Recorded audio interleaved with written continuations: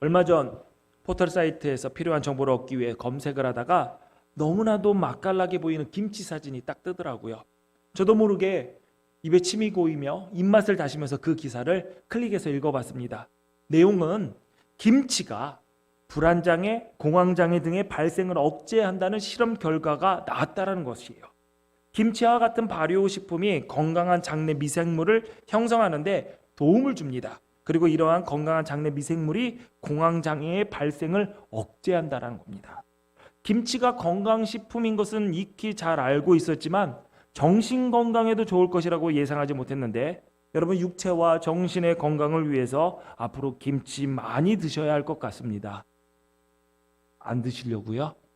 저는 열심히 먹어보도록 하겠습니다. 과거 연예인이 주로 앓는 질병으로 소개되어서 연예인병이라고 불렀던 공황장애가 있습니다. 갑자기 극도의 두려움과 불안을 느끼는 불안장애 일종이죠. 숨막힘, 헐떡거림, 가슴 쿵쾅거림, 이런 것으로 인해서 죽음의 공포까지 느끼게 된다라고 해서 공황장애라고 불립니다. 이러한 불안감을 느끼는 이유가 있습니다. 정확하게 나와 있지는 않은데, 뇌신경회로 내 신경 전달 물질이 부족하다, 아니면 너무 많다, 그런 이유 때문에 이런 공황장애가 생긴다라는 말도 있고요. 유전 때문이라는 이야기도 있습니다. 그러나 정확하게 사실 원인을 규정하고 있지는 못하는 상황입니다. 예전에는 이러한 장애를 정신병이라고 해서 숨기는 경우가 많았는데, 최근 방송에서 불안장애를 앓고 있는 연예인의 모습이 가감없이 공개가 되어서 이제는 익숙한 질병으로 받아들여지고 있습니다. 불안장애로 방송 활동을 쉬었다 복귀했다를 반복하는 방송인 정현돈 씨가 예전에 힐링 캠프에서 이런 이야기를 한 적이 있어요. 그가 한 내용을 잠깐 제가 읽어드리겠습니다. 나는 실력 없이 여기까지 왔다. 그래서 내 미천이 드러날까 봐 걱정이 됐다. 내 능력 밖에 복을 탐하다 잘못될 것만 같았다.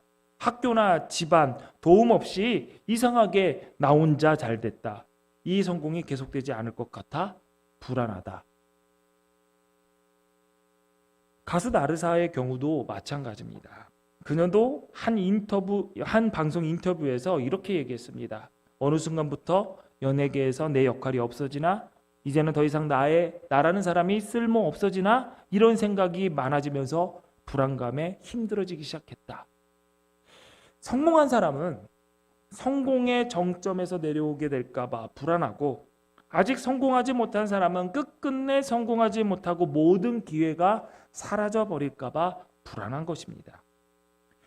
현대병이라고 하는 이러한 장애들은 이제 희귀한 일이 아닙니다. 주위를 둘러보면 이러한 병을 가지고 있는 사람들이 생각보다 많습니다. 보건의료 빅데이터에 따르면 국내 공황장애 진료 환자 수가 2017년 14만 4,943명에서 2021년 22만 1,131명으로 53% 증가했습니다. 우리나라 사람들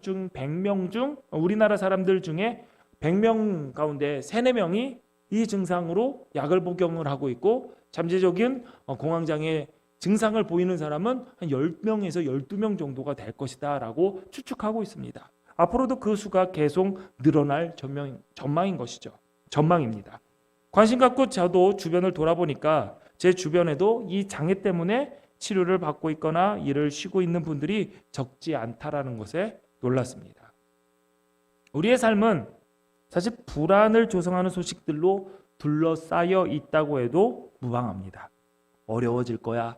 점점 더 어려워질 거야. 더 힘들어질 거야. 나아지지는 않을 거야. 사람들을 불안에 떨게 하고 염려할 수밖에 없는 상황으로 몰고 가고 있는 이때에 예수 믿는 우리들은 어떻게 이 불안한 상황을 극복할 수 있을까요? 오늘 본문 24절에 보니까 배가 이미 육지에서 술이나 떠나서 바람이 거스름으로 물결로 말미암아 고난을 당하더라 라고 했습니다. 지금 제자들은 풍랑을 만나 고통을 겪고 있는 상황입니다. 게다가 이 풍랑은 그칠 기미가 보이지가 않습니다. 25절에 보니까 이 풍랑이 밤 사경까지 계속되었다라고 기록되어 있습니다. 밤 사경이라고 하면 새벽 3시서부터 6시까지의 시간입니다. 요한복음 6장 16절에 보니까 저물매 제자들이 바다로 내려가서 갈릴리 호수로 내려가서 배를 탔다라고 기록이 되어 있습니다. 오늘 본문에도 보니까 저물기 전이라고 되어 있습니다. 예수님이 제자들을 배 태워서 먼저 건너가라, 호수 건너편으로 건너가라 보내셨고, 예수님은 기도하기 위해 산에 올라가셨습니다. 그리고 날이 저물었다라고 기록이 되어 있죠. 해가 뉘엿뉘엿 넘어갈 때에 배를 탔는데 새벽 6시, 새벽 3시부터 6시 그 늦은 시간까지, 아니 그 밤새도록 풍랑이 계속됐다면 정말 긴 시간 동안 풍랑과 싸웠다고 볼 수 있습니다. 우리는 단순히 제자들이 풍랑에 잠깐 고통을 받았다라고 생각할 수 있는데 그렇지 않습니다. 긴 시간 동안 고통을 받고 있는 중입니다. 사람이 고통을 견딜 수 있는 것은 이유가 있습니다. 뭐냐면 이 고통이 끝날 시간이 있다라는 것을 알거나 언제쯤 이 고통이 끝난다라는 것을 알고 있을 때 우리는 그 고통을 이겨냅니다. 그래, 고생 끝에 낙이 있어. 쥐구멍에도 볕들 날이 있어. 그래, 고통은 끝나. 이것 때문에 버티는 거죠. 여러분 군대 갔을 때 뭐가 제일 힘들었죠?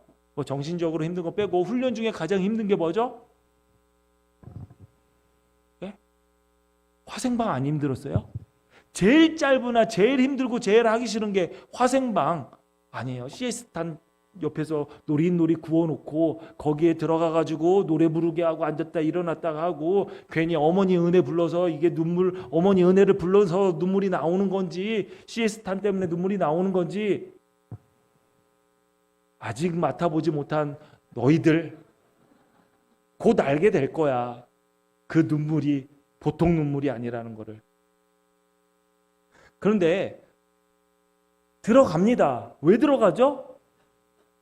1분 안팎으로 끄집어내줘요. 그래, 1분만 참으면 돼.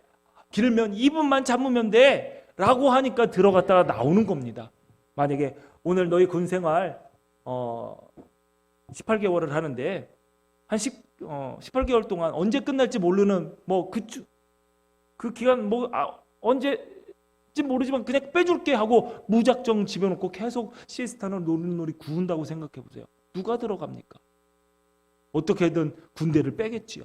그러나 그래, 유격 2번 받고 훈련소 1번, 그러니까 3번만 총 3번 시스탄 가스 마셔보지 라고 하니까 군대도 가는 거고. 우리 아들도 이제 군대 가야 되는데 냄새 맡겠죠. 그러면 이 말이 뭔지 알 겁니다.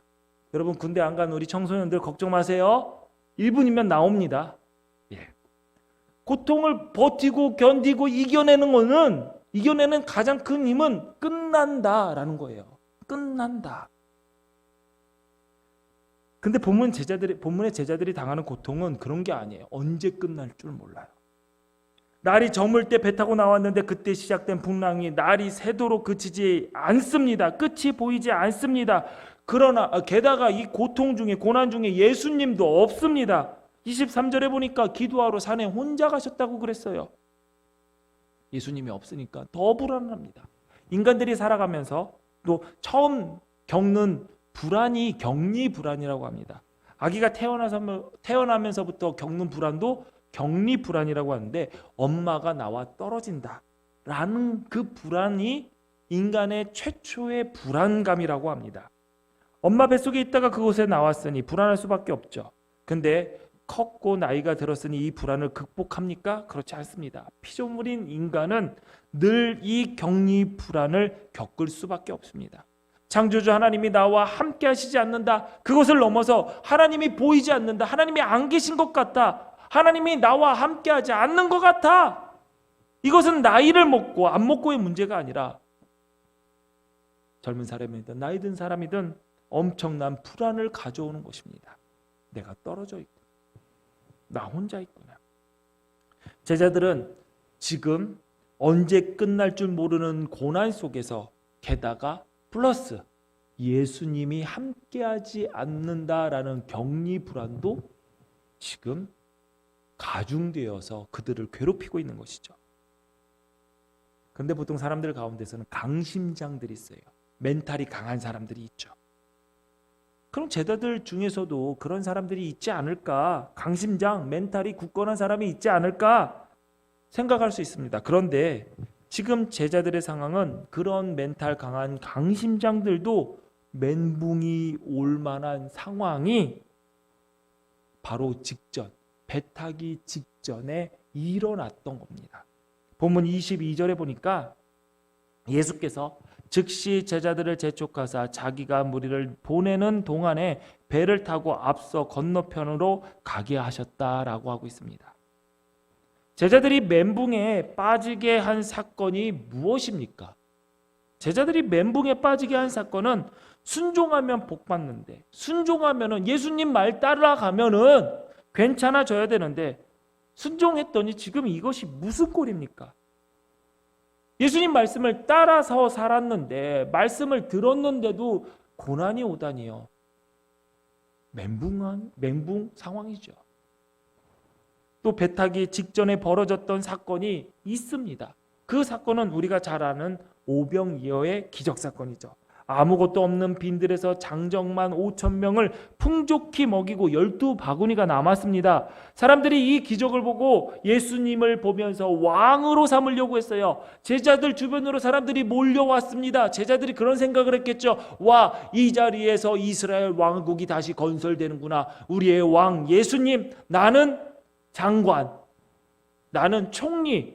그 꿈에 기분이 너무나도 기뻤을 겁니다. 막 흥분됐을 것이죠. 분명합니다. 사람은 어쩔 수가 없어요. 드디어 내가 뜨는구나. 갈릴리에서 어부했던 사람들이 대부분이었는데 사람들이 예수님을 왕으로 삼으려고 환호하면서 몰려듭니다. 예수님이 왕되니 나도 왕의 신하, 예수님과 제일 가까운 사람, 그러니 나도 꽤 높은 자리까지 올라가겠구나. 이 촌놈들이 영웅대전 좀 받아보려고 하는데 예수님께서 급히 재촉해서 배 태우고 호수 건너편으로 건너가라고 그러는 거예요. 예수님 왕 취임식 내 자리 하는데 조용히 하고 조용히 하고 일단 배 타고 저기 가서 기다려. 내가 이 사람들 다 보낼게. 예수님 이 사람들 왜 보내요? 그런데 아무 말도 못하게 하고 그냥 내가 알아서 할 테니까 니들은 건너가 하면서 배를 태워서 보내버린 상황입니다. 배 타고 딱 있는데 얼마나 서운했을까요? 얼마나 짜증이 났을까요? 내가 영웅 대접 받을 수 있는 그 기회를 예수님이 빼앗아 버린 것과 같은 얼마나 서운한 시험 들었겠지요. 시험 들었을 겁니다. 그래서 배 타서 안 봐도 뻔해요. 배 안에서 툴툴 거렸겠죠.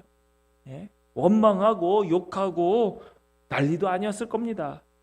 그렇게 타기 싫은 배, 급하게 탄 배, 예수님 때문에 어쩔 수 없이 탄 배인데 그 배 안에서 멈출 것 같지 않은 풍랑 속에서 고통을 겪는 상황이죠. 이 상황에서 누가 담대하게 폭풍에 맞설 수 있겠습니까? 이미 삐져서 마음이 차가워졌는데 무슨 힘이 나서 폭풍을 이겨내겠습니까? 괜히 예수님 때문에 고생하는 거야. 제자들이 폭풍에 맞서서 고생하고 있을 때 또 예수님은 보니까 뭐 하고 있는지 오늘 본문 마가복음 6장 48절에 이렇게 나와 있어요. 바람이 거스름으로 제자들이 힘겹게 노젓는 것을 보시고 밤 사경쯤에 바다 위로 걸어서 그들에게 오사 지나가려고 하시매 예수님이 다 알고 계셨어요. 심지어 보고 계셨어요. 예수님이 폭풍 속에서 제자들이 힘겹게 노젓는 것을 보고 계셨다니까요. 그러면 예수님 어떻게 하셔야 돼요? 바로 오셔서 도와줘야 되는데 그거를 보고 밤 사경까지 날이 셀 때까지 기다리고 계셨다는 거예요. 왜 가만히 계셨을까요? 이거 너무한 거 아닙니까?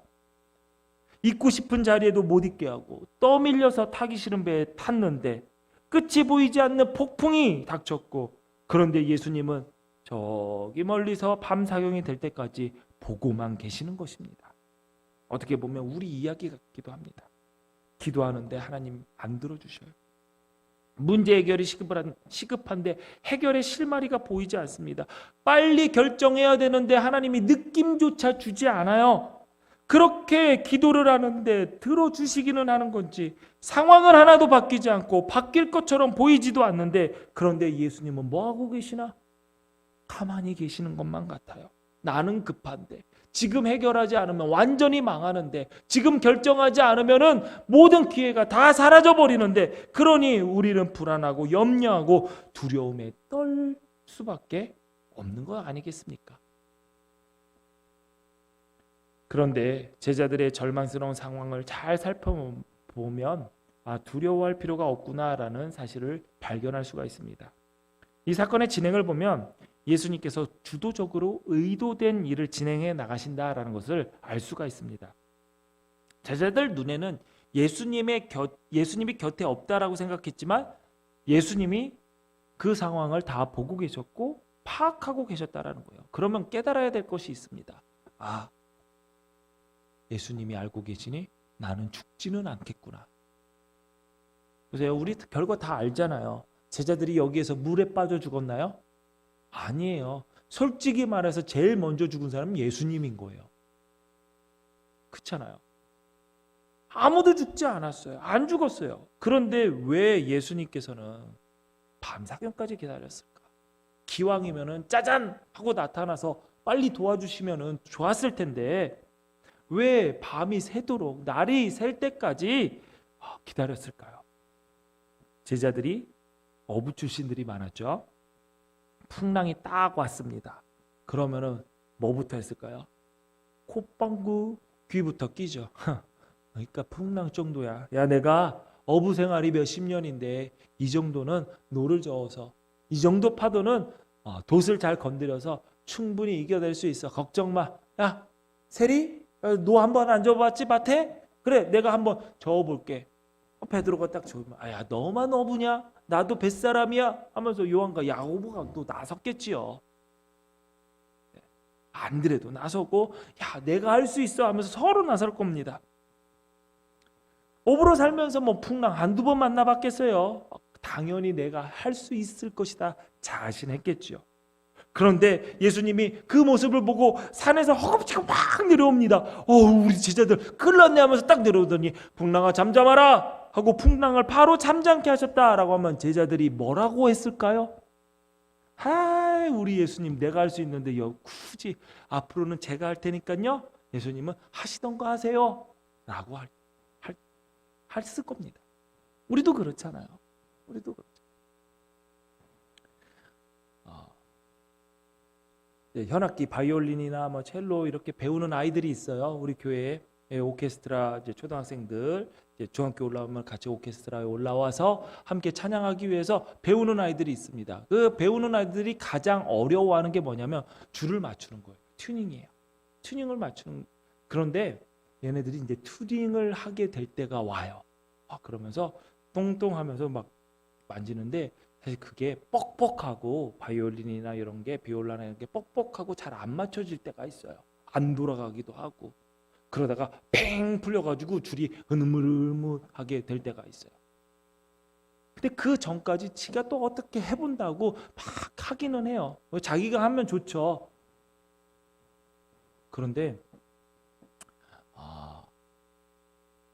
줄이 풀릴 때까지 못 맞출 때까지 기다립니다. 왜냐하면은 제가 해준다고 갖고 와봐 목사님이 튜닝 해줄게 라고 하면은 애들이 뭐라고 하는 줄 알아요? 저도 할 수 있는데요 이렇게 얘기를 해요. 맞아요. 내가 할 수 있는데요 라고 할 때가 많아요. 이 인생 제가 좀 살아봤는데 그냥 저 살 수 있어요.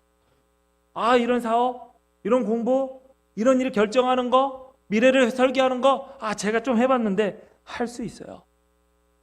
예수님 좀 가만히 있어봐요. 내가 필요할 때 부를 테니까 가만히 있어봐요. 그런데 밤 사경까지 풍랑이 안 멈춰요. 제자들이 한두 시간 풍랑과 싸우면서 이런 생각은 했겠죠. 이번 거는 좀 다르네. 장난이 아니네. 그러다가 이번 풍랑은 내 힘으로 시간이 지나가면서 이렇게 생각을 했을 겁니다. 야, 어떻게 할 수도 없겠네. 내 힘으로 안 되네. 이러다가 나 죽을 수 있겠구나. 누가 나 좀 구해줘야겠다. 나에게 은혜가 필요하다. 나에게 예수님이 필요하다. 내가 할 수 있는 것은 지금 아무것도 없고 하나님의 은혜가 필요하구나. 구원이 필요하구나. 그것을 깨닫는 시점이 밤사경입니다. 밤사경이라는 거예요. 예수님이 그때를 기다리고 계셨던 겁니다.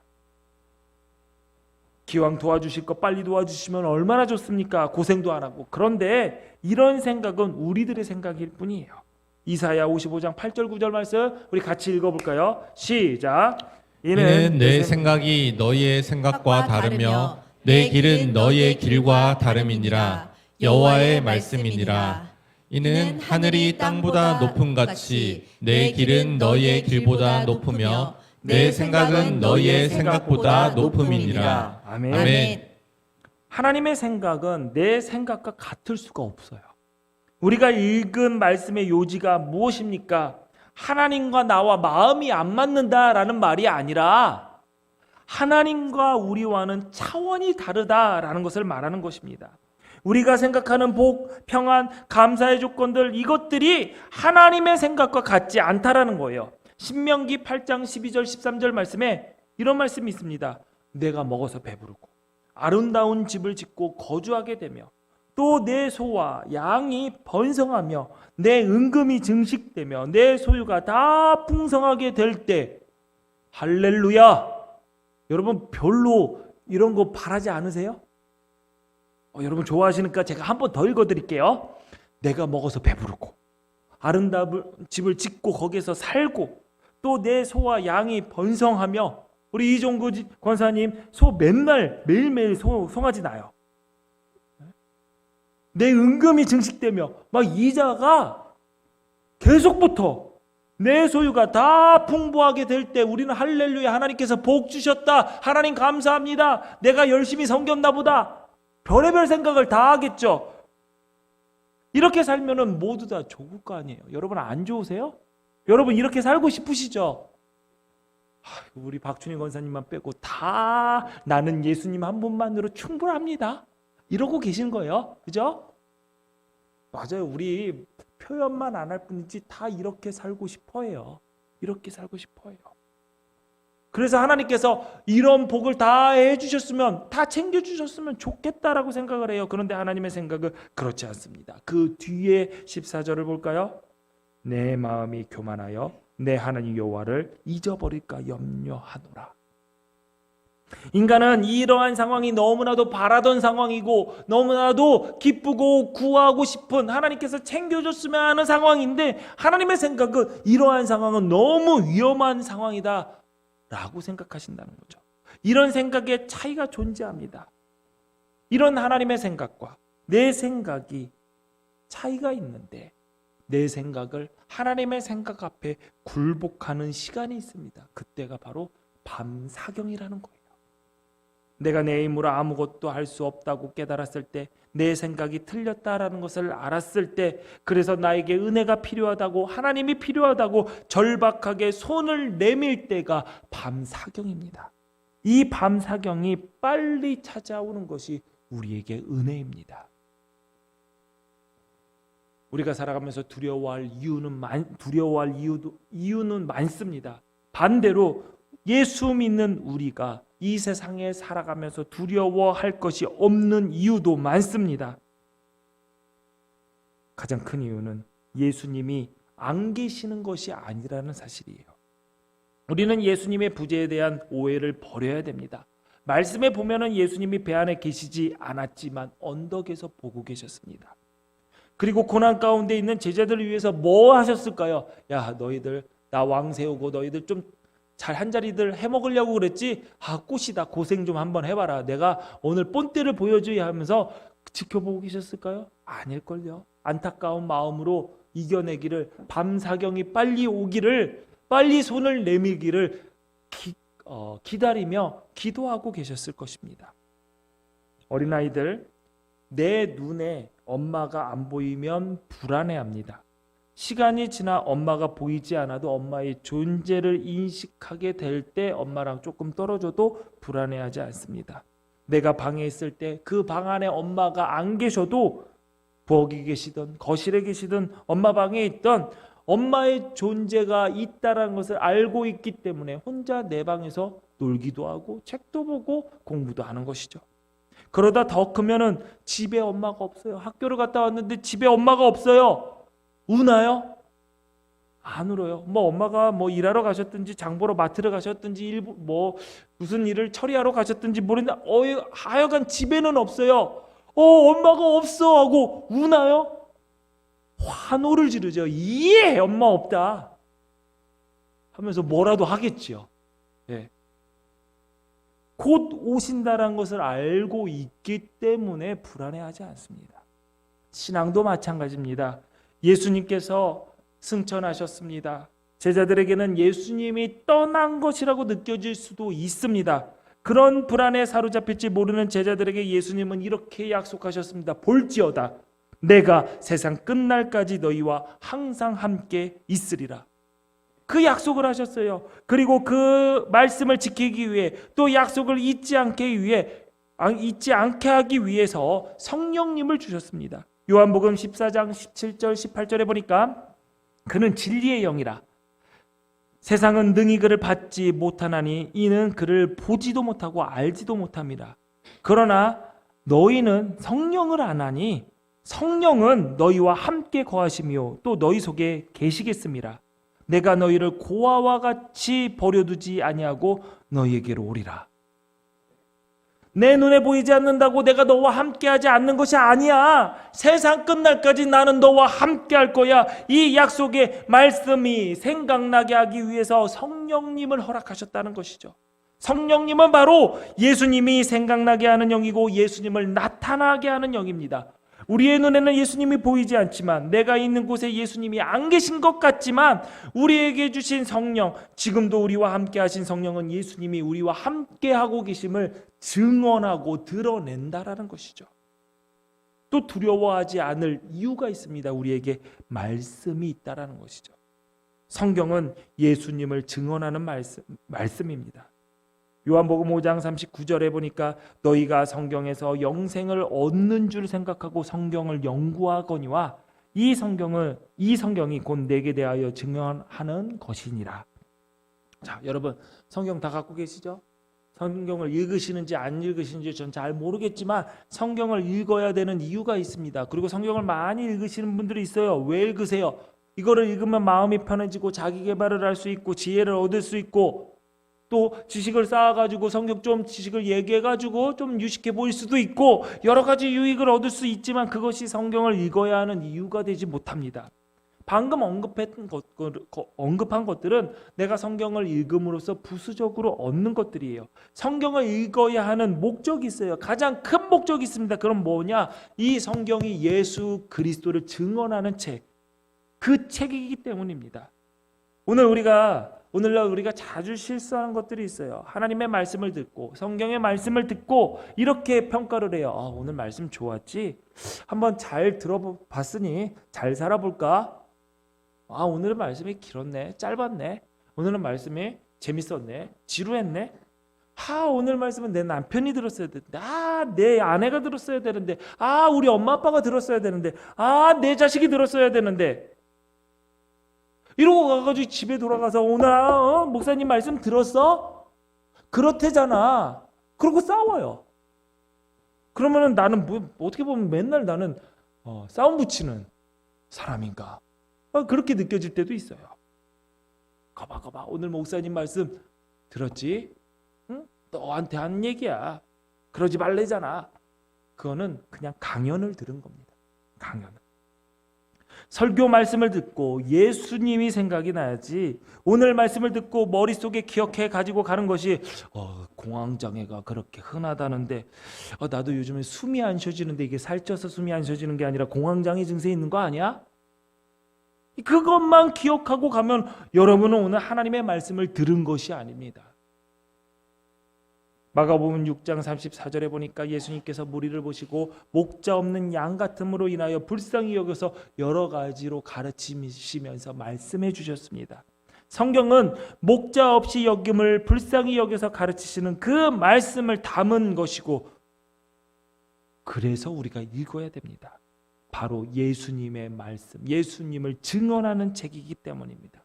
이 성경을 읽지도 않고 어떻게 알지도 못하는 예수님을 사랑할 수 있고 어떻게 알지도 못하는 예수님을 따라간다라고 할 수 있고 어떻게 알지 못하는 예수를 믿는다라고 이야기하며 어떻게 예수님께서 임하게 하시려 세우시려고 했던 그 하나님의 나라의 일꾼으로 내가 서겠다라고 이야기할 수 있겠습니까?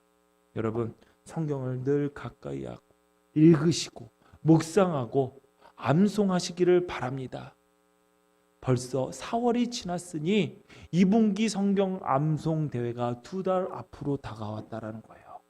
무슨 선물을 제가 또 드릴까 지금 행복한 고민에 빠져 있습니다. 지난번에 타간 교사들이 이제 초등부 포스포레스트 교사들이 야 우리가 모범을 보이자 하고 교사들이 먼저 시작한 그 암송 요번에 다 교사들이 가져갔어요. 여러분도 요 교사 아닌 분이 또 상품 받으시기를 부탁을 드릴게요. 요번에는 찬양대가 하시죠. 우리 지휘자부터 모범을 보이시고 하시면 딱 좋을 것 같아요. 그죠? 우리 대장님 어디 있어? 대장님도 모범을 보이시고 대장님 대장이잖아요. 대장. 제장같이 먼저 모범을 보이시면 좋을 것 같습니다. 아내도 같이 따라하는 거예요. 남편만 시키려고 그러세요. 여러분 그래야지 예수님을 보니까 예수님이 이런 말씀을 하셨고 나와 함께 하시는구나 라는 것을 깨닫게 되니까 불안이 염려가 사라지게 되는 것이죠. 또 두려움에 떨 수밖에 없는 상황 속에서 두려워하지 않을 이유가 또 있습니다. 그것은 내가 받은 은혜가 있다라는 사실을 기억하면 됩니다. 풍랑 전에 오병이어의 기적 사건이 있었어요. 풍랑이 너무나도 크고 무섭고 힘드니까 반나절 전에 있었던 그 어마어마한 기적을 싸그리 다 잊어버립니다. 현실의 공포는 은혜의 기억을 잊게 만듭니다. 여러분 지금까지 살아오면서 어려움이 없었다라는 분 단 한 명도 없을 것입니다. 왜? 여러분 성실하게 살아오셨고 열심히 살아오셨고 그러면은 처절하게 살아갈 수밖에 없고 처절하게 살아간다는 말은 그만큼 어려움이 많았다라는 의미입니다. 가끔가다 어떤 잘난 사람들은 내 어려움이 가장 크고 남들의 어려움은 아무것도 아닐 것이다 라고 얘기하는 사람들이 있는데 그런 사람들은 몰라서 그러는 거예요. 각자의 어려움, 드러나지 않는 어려움이 다 있어요. 다 처절하게 살아가요.